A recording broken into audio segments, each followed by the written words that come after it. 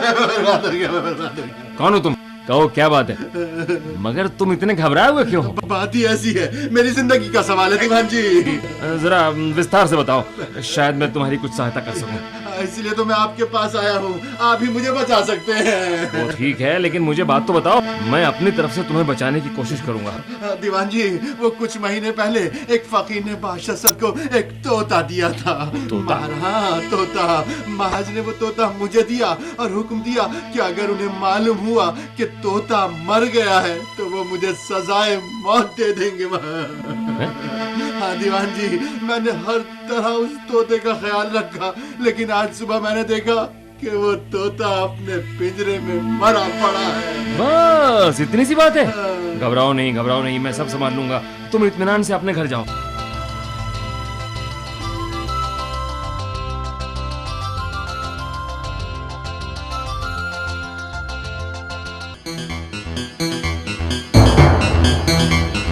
आज इतनी देर कहाँ रहे बीरबल?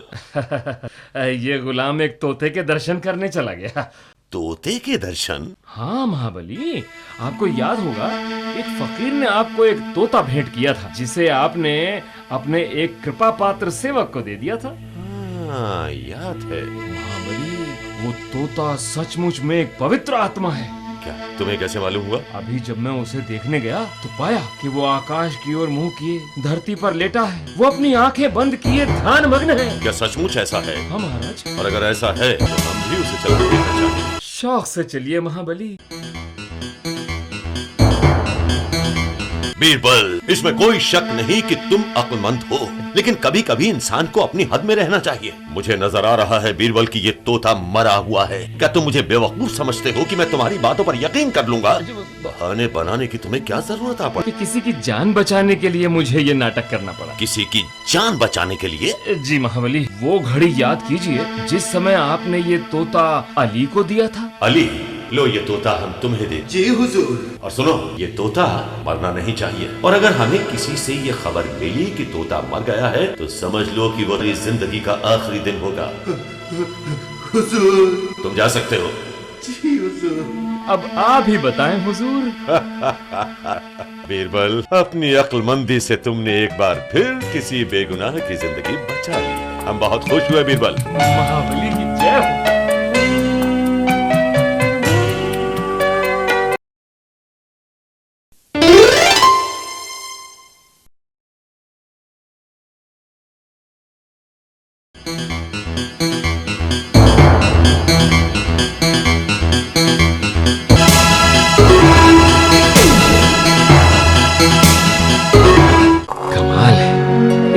सलामत को हर रोज एक नई बात सोचती है। अब बैठे बैठे मुझे ये हुक्म दे दिया कि शहर के एक से बढ़कर एक 4 मूर्खों को दरबार में हाजिर कर।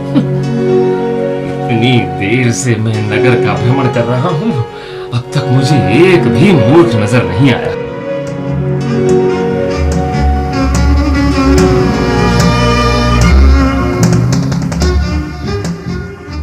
ये क्या है? वो कौन है जो एक थाल में जोड़े बीड़े और मिठाई लिए दौड़ा चला आ रहा है? अरे भाई सुनना। क्या है जी? ये सामान लिए कहाँ जा रहे हो? ऐसा है जी कि मेरी औरत ने दूसरा पति किया है और उससे उसको लौंडा हुआ। उससे को बधाई देने जा रही हूँ। बधाई बाद में दे आना, पहले मेरे साथ दरबार में चलो। क्यों? बादशाह ने बुलाया। चलो चलो। एक मूर्ख तो मिला।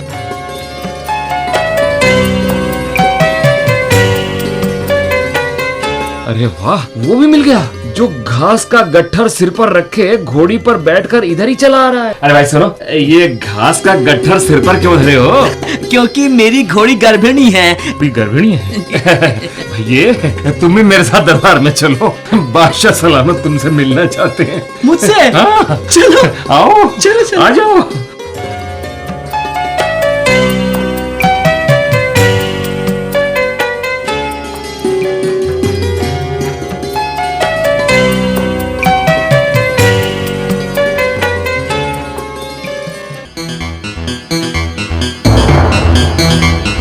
हुजूर, ये रहा पहला मूर्ख, ये देखिए ये दूसरा मूर्ख।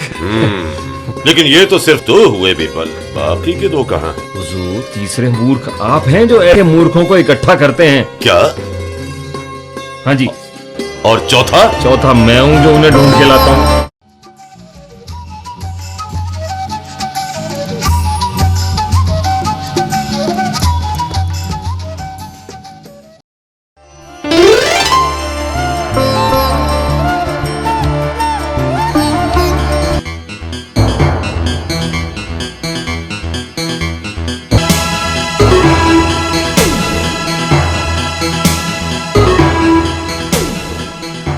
ये किसका गधा है और यहाँ दरबार में क्यों लाया गया है? इस गधे को टैक्स चोरों से जब्त किया गया है हुजूर। महाबली, ये गधा काफी समझदार लग रहा। मेरा ख्याल है अगर इसे पढ़ाया जाए तो ये जल्द पढ़ना सीख जाएगा। तो क्यों ना इस गधे की रस्सी तुम्हें थमा दी जाए बीरबल। मुझे? इसे ले जाओ और महीने भर में पढ़ा लिखा कर हमारे सामने लाओ। जो आज्ञा महाबली।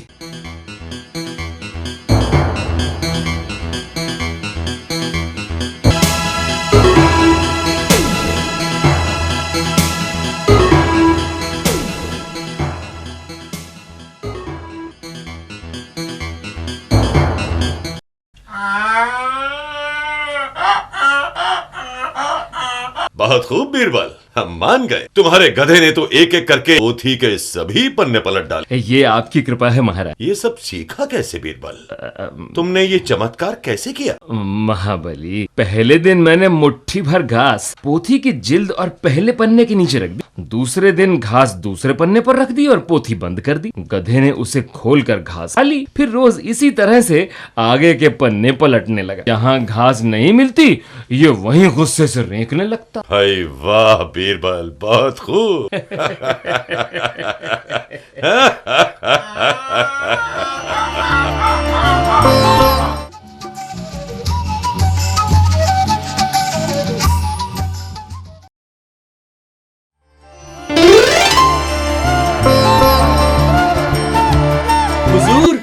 हुजूर, आपकी नाती शहजादी के पेट में जोर का दर्द उठा है। वो दर्द से तिलमिला रही है हुजूर।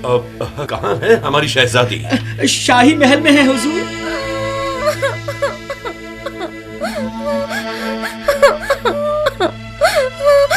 फौरन शाही हकीम को तलब किया जाए। जो हुक्म जहाँ बना। अच्छा, तो यहाँ दर्द है। नहीं, तो यहाँ दर्द है। नहीं, यहाँ भी नहीं। तो कहाँ दर्द है शहजादी? मुझे वो चांद ला कर दो तो मैं ठीक हो जाऊंगी। शहजादी, चांद तो हजारों कोस दूर है और फिर वो तो आसमान से चिपका हुआ है। हमारी शहजादी के लिए फौरन चांद मंगवाया जाए। शहजादी, तुम्हारे ख्याल से चांद कितना बड़ा होगा? ना बड़ा, इस गोले के बराबर। इस गोले के बराबर? अच्छा ये बताओ, वो बना हुआ किस चीज का होगा? चांदी का। चांदी का? अच्छा ठीक है, आप कुछ देर इंतजार करें, मैं अभी चांद लाकर आपको देता हूँ। बहुत बहुत शुक्रिया बीरबल चाचा। महाबली, अब शहजादी कैसी हैं? भाई, तुम्हारी बुद्धिमत्ता पर तो हमें भी हैरानी है। तुमने शहजादी को किस तरह तसल्ली दी, जरा ये भी तो बताओ। हुजूर, मैं शहजादी के पास से बाहर आया, जेब से एक चांदी का सिक्का निकाला, उसे दोनों तरफ से फर्श पर घिसकर उस पर खुदी लिखाई को मिटाकर समतल और फिर शहजादी को दे दिया। शहजादी इतनी खुश हुई कि अपने पेट का दर्द भूल गई। मगर बीरबल, आज रात फिर चांद निकलेगा और शहजादी उसे देखकर समझ जाएंगी कि हमने उन्हें धोखा दिया है। महाबली, चांद निकलने तो दीजिए, हमें उल्टा दांव चलाना भी आता है। हाँ?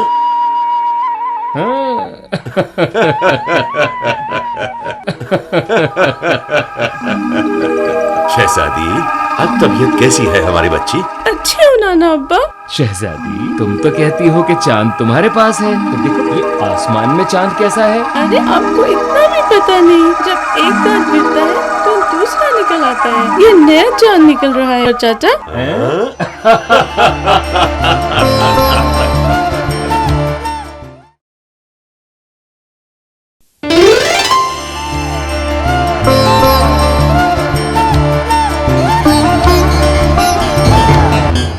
बीरबल, आज्ञा महाराज। किस वर्ग के लोग दुनियादारी के मामले में बुद्धिमान होते हैं और किस वर्ग के मूर्ख? बुद्धिमान और मूर्ख। महाबली, सबसे चतुर होते हैं व्यापारी और मूर्ख होते हैं मुल्ला। मुल्ला या मौलवी पढ़े लिखे होते हैं। महाबली, यदि कुछ धन खर्च करें तो मैं ये साबित भी कर सकता हूँ। हमें मंजूर है, लेकिन एक शर्त है हुजूर। शर्त? वो क्या? आप हमारी बातों में हस्तक्षेप नहीं करेंगे, चुपचाप शांति से सुनेंगे। चलो, हमें तुम्हारी ये शर्त भी मंजूर है। जी हुजूर। किसी मौलवी को दरबार में पेश किया जाए। जनाब मौलवी साहब, बादशाह सलामत को आपकी दाढ़ी चाहिए। मेरी दाढ़ी चाहिए? जी, इसके बदले आप जो इनाम चाहें सरकारी खजाने से आपको दे दिया जाएगा। अब दीवान साहब, ये तो नामुमकिन है जी। दाढ़ी तो खुदा को सबसे प्यारी होती है, इसे मैं कैसे दे दूं? सारी उम्र आप बादशाह सलामत का नमक खाते रहे हैं और आज एक दाढ़ी के लिए इनकार कर रहे हैं। इससे ज्यादा की उम्मीद आपसे क्या की जा सकती है? शायद आप बादशाह सलामत के गुस्से से वाकिफ नहीं हैं। अगर वो चाहे तो वो आपका सब कुछ जब्त करा सकते हैं। एक आप ही क्या, इस मुल्क में किसी की मजाल नहीं कि उन्हें इनकार कर सके। ये सब तो महाबली की कृपा है जो आपकी दाढ़ी की मुंह मांगी कीमत दे रहे हैं। 10 रुपये दिलवा दीजिए और ये दाढ़ी उतरवा लीजिए। 10 रुपए? ठीक। महाबली, अब इस नगर के किसी बड़े व्यापारी को दरबार में बुलवाया जाए। किसी व्यापारी को दरबार में हाजिर किया जाए। जो हुक्म जहाँपना अकबराबाद का मशहूर व्यापारी दरबार में हाजिरी की इजाजत चाहता है। इजाजत है। मशहूर व्यापारी। हजूर जनाब। महाबली को तुम्हारी दाढ़ी की आवश्यकता है। इसके बदले तुम जो कीमत चाहोगे दी जाएगी। महाबली तो मालिक हैं, जो चाहे करवा सकते हैं। मगर हुजूर, बात यह है कि मैं बहुत गरीब आदमी हूँ हुजूर। देखो मशहूर व्यापारी, ये गरीब या मालदार का कोई प्रश्न नहीं है। महाबली को तुम्हारी दाढ़ी की आवश्यकता। महाबली तो माई बाप हैं, जो चाहे। लेकिन क्या है, साफ साफ क्यों नहीं किया? जब मेरी माँ मरी थी ना हुजूर, तो इन्हीं बालों के पीछे 5000 खर्च किए थे। और फिर जब पिताजी मरे तो फिर उतने ही फिर खर्च कर दिए थे। इन्हीं बालों की खातिर माँ बाप की क्रिया की, ब्राह्मणों को भोजन करवाया, 10,000 उसमें खर्च हुए थे। यूँ कहो कि तुम्हारी दाढ़ी पर 20,000 रुपए खर्च हुए। ये 20,000 रुपए लो और अपनी दाढ़ी दे दो। अब ये 20,000 महाबली के हुक्म से ज्यादा थोड़ी है। हज्जाम को बुलवाया जाए। शाही हज्जाम हाजिर हो। हाँ जनाब, गर्दन इधर की। अबे क्या मुसीबत है? क्या हुआ जनाब? अबे ये तुमने ऐसी वैसी दाढ़ी समझ ली है क्या? तो ये महाबली की दाढ़ी हो गई है, ध्यान से हाथ लगा इस पे। बीरबल, ये क्या अनाज शना बक रहा है? इसे धक्के मार कर दरबार से निकलवाओ। गुस्ताख, इससे पहले कि हम तुझे गिरफ्तार करें, यहाँ से दफा हो जाओ। शुक्रिया शुक्रिया। महाबली देखी व्यापारी की चालाकी, 20,000 रुपए भी ले गया और दाढ़ी भी सही सलामत लेकर चला गया, जबकि मौलवी साहब ने 10 रुपए में ही अपनी दाढ़ी मुंडवा दी। आप समझ गए कौन चतुर था और कौन मूर्ख।